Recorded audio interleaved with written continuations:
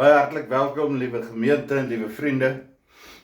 Ons is besig om uit die evangelie van Markus uit te lees en daar uit te preek.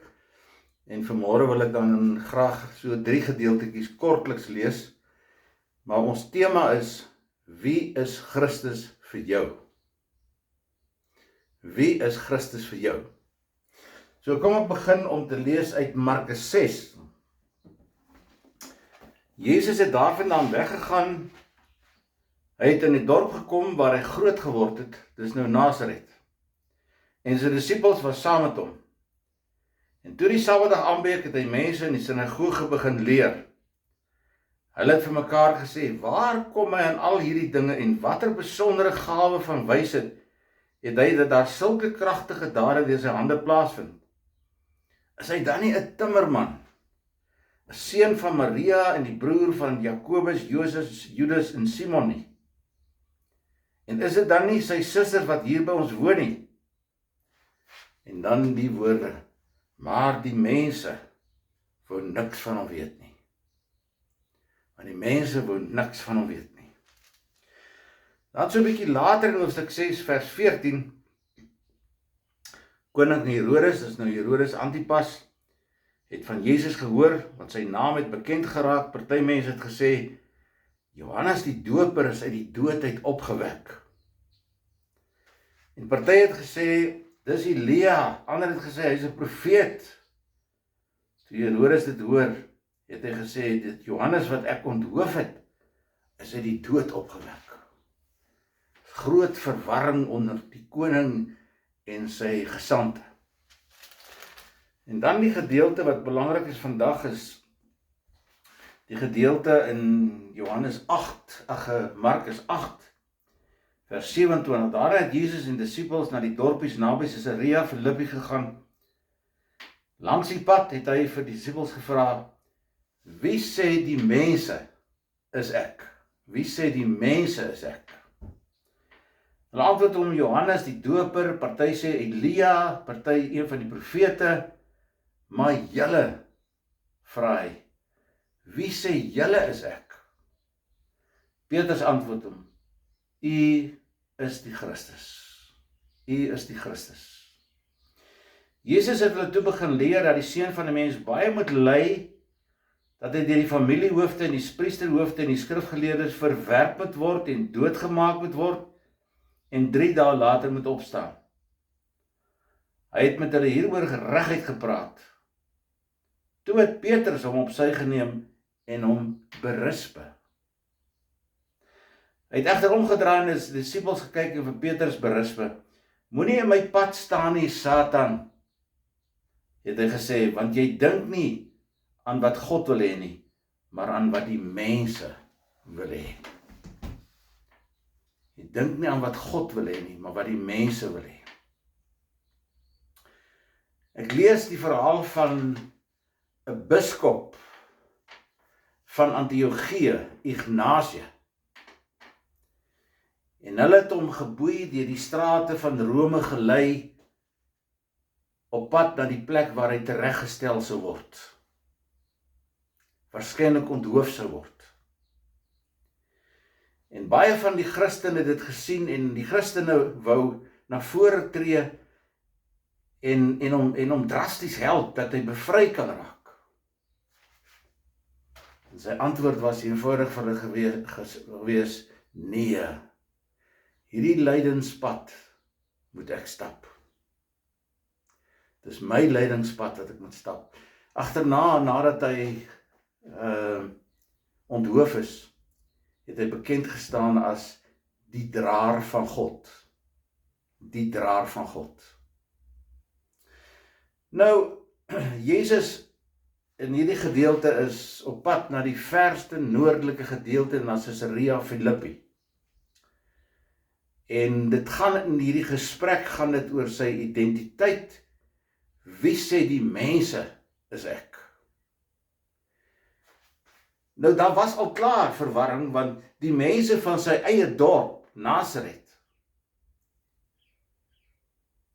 het gesien hy doen wonders en dat hy leer.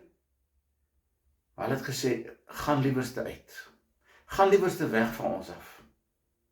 En dat Jesus die spreekwoord moet gebruik, 'n profeet is nie geëer in sy eie vaderland nie, en onder sy volksgenote nie. Maar gaan liewerste weg. Ons wil nie regtig sê wie jy is nie, ons wil dit nie dink wie jy is nie, gaan net weg van ons af. En as Jesus dan hier vir die mense vra, wie sê die mense is ek, dan is daar gissings, jy weet, selfs by die koninklikes. Herodes dink, dis dalk Johannes die Doper wat ek onthoof het, wat nou opgestaan het, wat terugkom. Hy gaan my dalk straf. Selfs Petrus sê, hy dink is dalk, u kan dalk Johannes die Doper wees. Ander sê, nee, wag 'n bietjie, dit kan Elia wees, want Elia het moes nou net so verdwyn, hy is in die hemel opgeneem. Dalk is dit Elia. Ander het gesê, nee, maar dalk een van die ander profete, Jesaja, Jeremia, wie weet. So gis die mense. En dan is dit interessant, né, dat in Markus 1, 'n paar gedeeltes, is dit die demone wat Christus erken as die Seun van God. Die besetene van Gerasa wat ons uitgelees het, waar die besetenheid of die besetenis uit hierdie man uitgedryf is in die 2000 varke en wat dit nie kon hanteer nie en oor die kraanse gestort het. Hy het alreeds gekom en voor Jesus neergeval en gesê, moet my nie pynig nie, Jesus, Seun van die Allerhoogste God. Maar sy eie mense van sy eie dorp sê, gaan maar.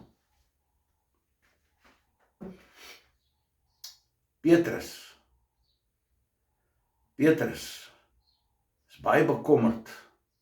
As Jesus verduidelik, hy gaan moet ly en sterf binnekort, hy gaan na Jerusalem toe gaan, waar hy veroordeel gaan word, waar hy gekruisig gaan word, dan vat Petrus hom bietjie een kant, en sê, nee, jy moet nie so praat nie.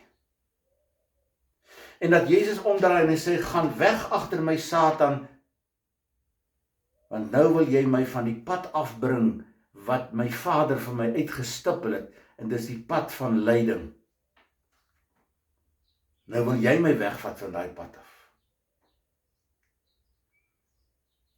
En daarom moet jy een ding weet, om Jesus te volg, want kyk, Jesus het nie vir ons 'n klomp reëls nagelaat, wat ons moet opswat, en dan is dit hoe ons hom volg nie. Jesus sê net eintlik, volg my, loop agter my aan, loop in my skaduwee. En ons het nou laasweek gepraat oor die verskillende disippels wat hy gekies het, van Johannes die lieveling disipel tot Petrus die Seloot, wat tot die Selote party behoort het, tot die seuns van Donder, Johannes en Jakobus, tot Nathanael die dromer. Maar dan een ding wat ons sien wat met die disippels gebeur het, hulle paadjie eindig ook in lyding, marteling. Net Johannes, die lieveling disipel, is natuurlik dood. Die ander het 'n onnatuurlike lydingsdood gesterf. So weet nou maar, disipelskap of navolgingskap gaan jou 'n prys kos. Jy sê jouself moet verloon, jy sê jouself moet kruisig. Jy sê jouself moet oorgee en sê, ek doen niks anders nou as om die Here te volg in woord en in daad nie. Want wie sy lewe wil behou, sal dit verloor. En wie sy lewe verloor om Christus ontwil, sê die Here Jesus self, sal dit behou.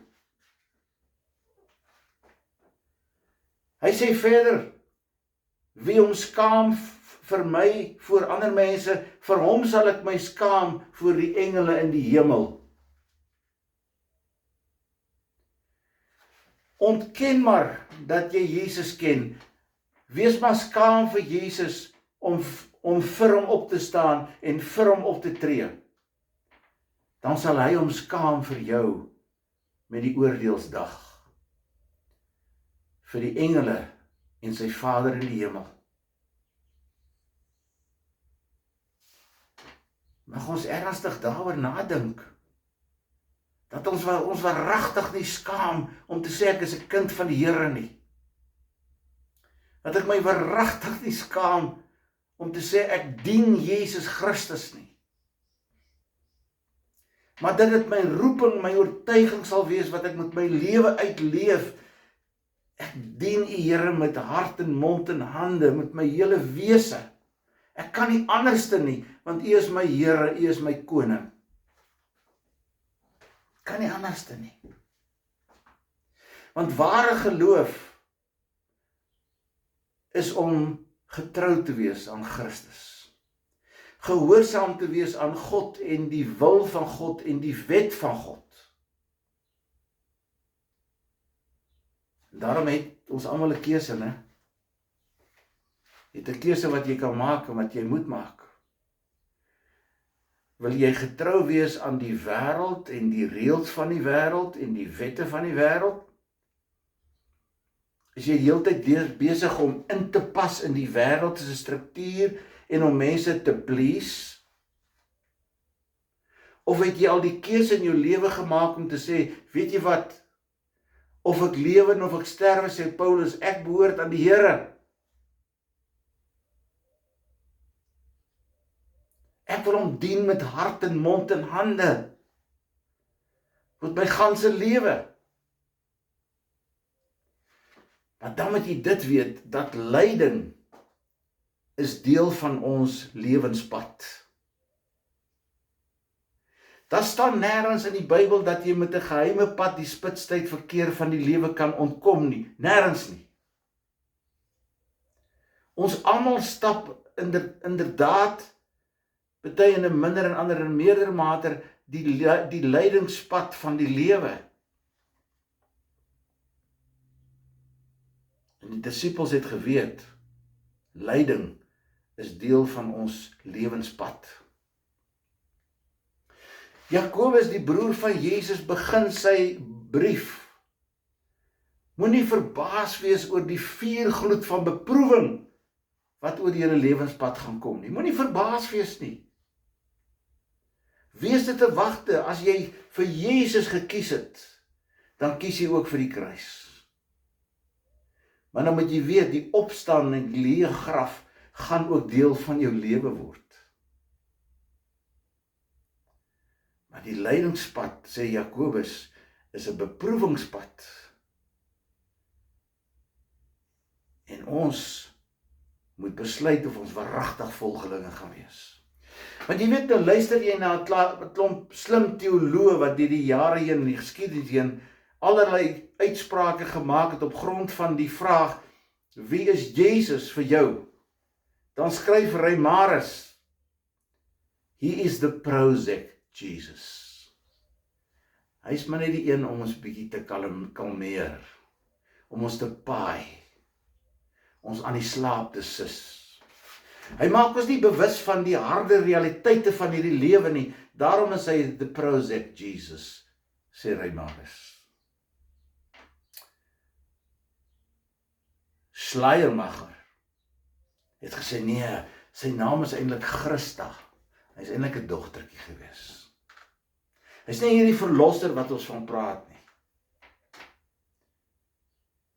Nog 'n filosoof, teoloog, Dorothy Zoyer sê, ag, hy's 'n troeteldiertjie vir huisvrouens. Want sodra die huisvrouens koppie tee drink en daar's probleempies en so aan, dan sê hulle, dat ons sal met Jesus praat. En dan is dit liewe Jesus, asof hy nog klein in die krib is, asof ek nog vir hom sorg en oor hom toesig hou. Nee. Kaufman het weer gesê, hy is 'n revolusionêr.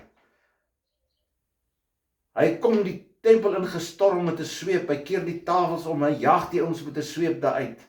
Hy is nie bang om vir die Fariseërs en Sadduseërs te sê, julle wit gepluisterde grafte vol doodsbeendere nie. Bonhoeffer het gesê, he is the buffalo calf of God. Maar kyk dan net, wat sê mense alles van geleerde ouens, van Jesus. Maar dis Jesus wat direk met my en jou en Petrus praat en sê, maar jy wie sê jy is Jesus? Petrus se antwoord is, U is die Christus. Wat moes kom ly, wat moet sterf, wat opgestaan het, wat lewe. Vir my en vir jou, hy is my verlosser. Hy is die een wat aan die kruis my sondes vasgespijker het. Hy is die een wat gesê het, Vader, vergeef hom, hy weet nie wat hy doen nie. Hy is die een wat die paaslam se slagtery oorbodig gemaak het, dat ons nie meer vassit met bloedige geslagtery by die tempel van lammertjies nie. Hy is die een as die groot paaslam wat gekom het om te sterf vir ons sondes. Hy het die prys betaal. Hy het die skuld afgeskryf. Hy het die weg oopgemaak vir my en vir jou van hierna, dat ek na die Vader toe kan gaan as ek die laaste asem uitblaas. Is jy seker daarvan? Is jy baie seker? Is jy 'n disipel van Jesus, volg jy hom? Dis jou antwoord. Here, help dat ons U sal dien en volg met hart, mond en hande. Dat ons nooit sal skaam vir U nie. Dat ons waaragtig U disipel sal wees, al is daar lyding wat ons lewenspad kruis. Dan weet ek met my God spring ek oor 'n muur, loop ek 'n bendestorm. Vergewe ons sondes, Here, en bind ons aan U vas. Amen. Ontvang binne harte die seën van die Here. Mag die genade van ons Here Jesus Christus, Jesus, die een wie ek dien, wat ek volg, deur sy Gees by jou en by my sal wees. Amen. Mooi dag en baie mooi week vir elkeen van u. Totsiens.